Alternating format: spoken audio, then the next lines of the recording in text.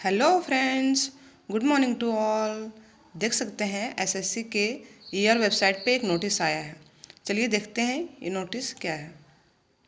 Friends, इसमें बताया गया है all shortlist candidates of post category number ER 10321 and ER 12521 advertised under phase 9 2021 selection post.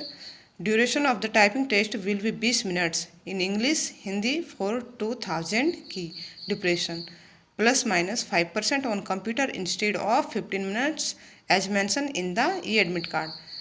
Friends, पहले बताया गया था ई एडमिट कार्ड में कि 15 मिनट का टेस्ट लिया जाएगा, टाइपिंग टेस्ट और स्टेनो, बट अब बताया जा रहा है नोटिस से कि 20 मिनट का लिया जाएगा। ये कैंडिडेट में बहुत कन्फ्यूजन बना हुआ था, इसीलिए ईआर वेबसाइट पे इस कन्फ्यूजन को दूर कर दिया गया। Thanks for watching.